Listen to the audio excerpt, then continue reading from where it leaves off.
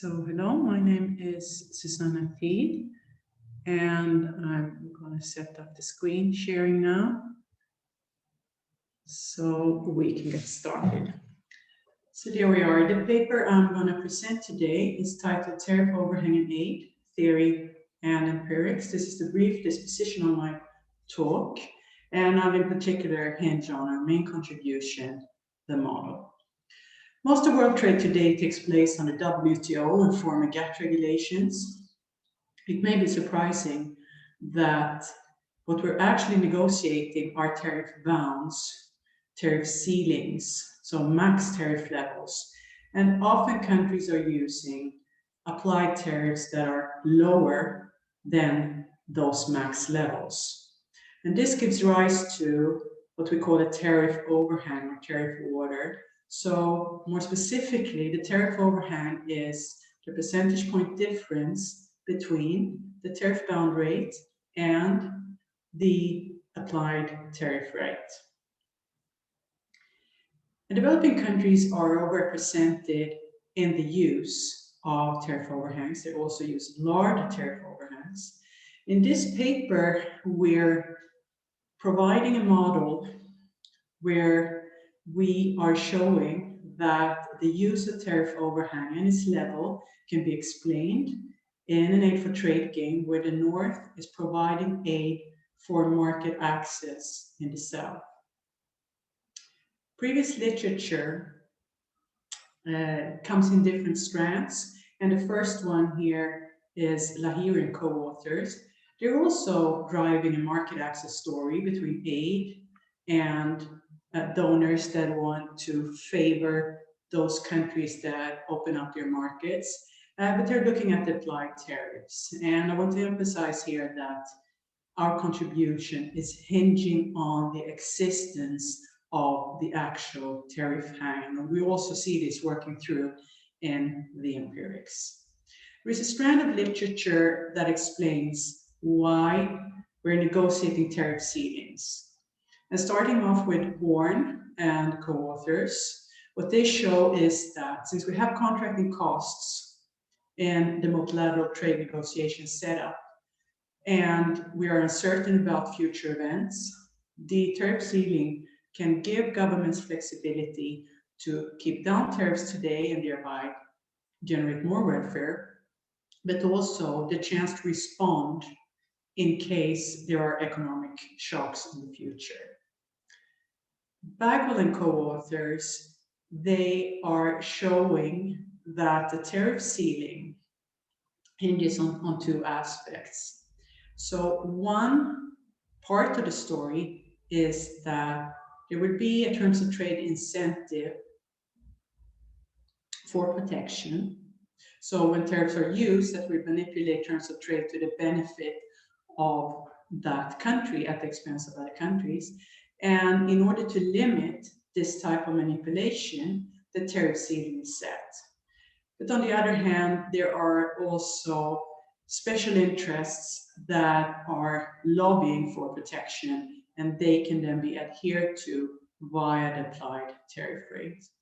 And then we have Maggi and Rodriguez-Clear, and they are showing that if an import competing industry is expecting to get protection under the agreement, and there is intersectoral capital mobility, then we will have an overinvestment in those industries that are expected to be protected, and that's creating then allocation inefficiencies that the government can counteract by using tariff ceilings.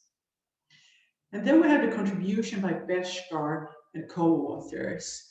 It's more similar to ours in the sense that they're focusing on one key story, one key determinant that is also filtering into empirical work. So what they're looking at is the importer market power, and they can show that the tariff overhang is reducing in the importer market power.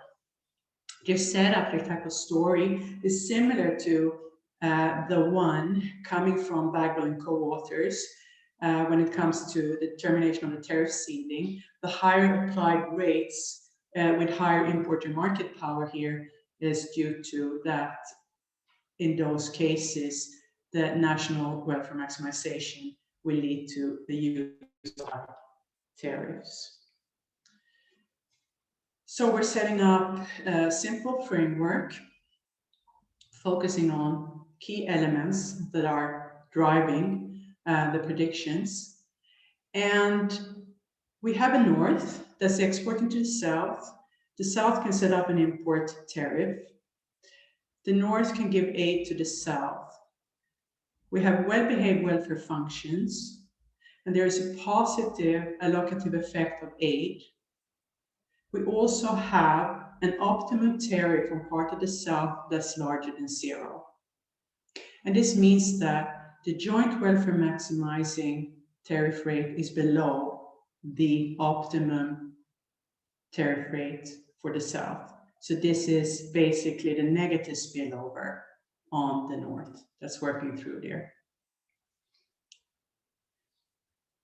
We're now looking into when we can get cooperative outcomes, and we're setting this up as a repeated game, an infinite time horizon. The tariff bound is set initially at t=0, and then we're getting into a repeated game where we can get cooperation with aid and cooperative tariffs that are lower than the bound tariffs. We have trigger strategies, so if one of the players is deviating, we will have non-cooperation for the remainder of the game. If we look at incentive compatibility, we can see that the north will not be willing to pay aid unless there is a tariff overhang. So unless we have market access to the south, they will not be willing to pay aid. We can see that the south will not be willing to implement the tariff overhang, give market access to the north unless they get aid. When we're going through the game from the initial stage with setting the bounds, we want to open up the possibility that we don't always end up in a cooperation from the start. So we want there to be payoff costs in the game. And we're doing this simply by setting in an ex-ante probability rule with which we're gonna start off with getting into cooperation. From the perspective of what we can observe in the world, we see that sometimes countries do not wish to cooperate. This can be due to political conflicts, it can be due to that one government is seen as short-sighted, unreliable, for example. And now we end up with a cooperative tariff and applied tariff that's lower than the unconstrained joint welfare maximizing tariff that is lower than the tariff bound. So here we have the tariff overhang working through. We want to get comparative static, so now we're putting up more meat on the model using a stripped down version of Bagwell and Steiger 2005. And in this model, we're also allowing for the importer market power eta to have an effect and for the political influence of the import competing interest lambda to have an effect, because we know from prior research that this can be important. So we have the northern constraint being binding, so we're going to be on that line, and we have is a pair of curves that are ellipses around the unconstrained joint welfare maximizing tariff rate. And when these two intersect, when we have the tangent, we're going to get the point, our equilibrium point. And unfortunately, I do not have time now to go through the shifts of the north constraints or when we have changes in the movement of where the ellipses are situated.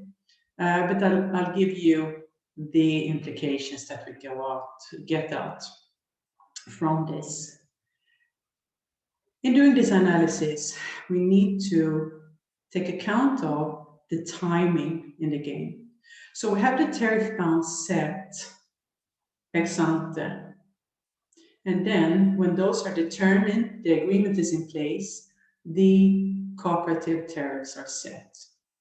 So if we start with ex ante determination of the tariff bound, we can see that a higher initial aid level will lead to a higher tariff bound. Countries will do this in order to enable sustaining the higher aid level. We'll see that a political influence of import competing interests will result in a higher bound tariff.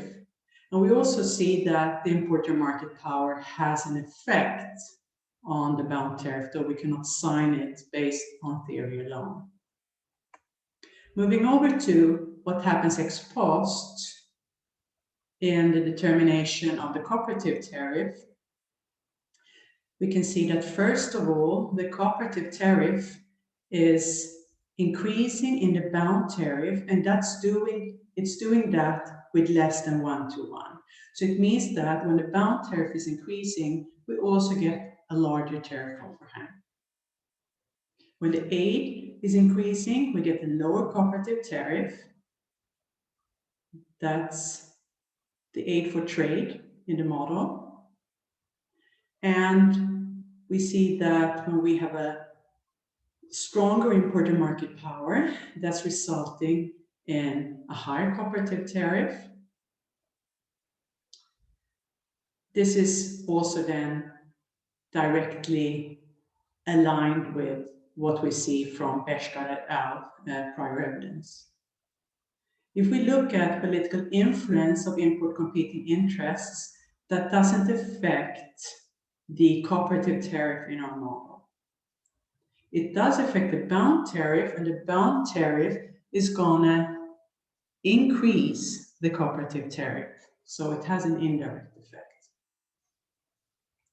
We're putting the theory to data using data from tariff data from the TRAINS database, which is the most reliable, comprehensive, comparable data set out there. And we're looking at data between 2005, when the Uruguay agreement is implemented in its entirety, and we're following what's happening out to 2013. When we analyze the determination of the tariff overhang, we're going to focus on the bound tariff rate ex ante that's determined by conditions under the Uruguay negotiations. And then we're going to look at the determination of the applied, the most favored nation rate that countries are using on imports from other WTO members, ex post under the agreement. We can see, if we just look at the data for this time period, we can see that before even starting to look into aid recipient WTO members that we're interested in, we have an average tariff overhang of around 28 percentage points. We have an applied tariff rate of around 9%. So using these two figures as comparison points, we can see that a country that would be in this situation would be able to almost triple their applied tariff rates without breaching the regulations, without risking retaliation. A breakdown into developed and developing countries are showing that these high figures are due to the high prevalence of developing countries that are WTO members. So we have 84% of the WTO members are developing countries. The breakdown is also showing that developing countries are using around 5 times higher tariff overhangs, around 4 times higher bound tariffs, and around twice as high MFN tariffs. We're now going to move over and look at the ex ante determination of the bound tariff. And we're doing this with 2 different samples. variables. One is just restricted to those countries that were participating in GATT negotiations, and those are then denoted by GATT here. In the other sample, we're also allowing for all those WTO aid recipients that are coming in after the Uruguay rounds are finalized. And we're tracking through continuous variables the conditions under the negotiations. Actually, to be very specific, the mean of the last 3 years of the thrust of the negotiations, either for those countries that are then participating in the Uruguay round or tracking the situation and conditions facing countries that are negotiating becoming WTO members, also using the 3-year mean prior to their accession. And if you look at the results, you can see that what sample we use really doesn't matter much here. We've also included time effects. When we do the larger sample, it doesn't really matter. But we can also see that our model predictions are validated empirically. So a higher aid level in negotiations is resulting in a higher bound tariff under the agreement. We can see that, and that's the A parameter. We can see that lambda, the political influence of import competing interests that we're measuring through a dominant variable, looking into the political organization of these interests in the country, that's also resulting in a higher tariff bound. And we can see that importer market power matters. We couldn't sign it theoretically. Here we can see that the effect is negative. And this is supporting prior evidence of Beshkar and co-authors. Moving over to the determination ex post of the cooperative applied tariff, what we're interested in here is the unbinding applied tariff. The reason for that is that once the applied tariff becomes binding, so once that's equal to the bound, it's already fully explained in the prior estimations. So we're looking here at situations where we have tariff overhang. When we look at the data, we can see that the aid and tariff levels are very stable over time. We're talking about a story of level effects, and that's why we're using a generalized least squares estimation.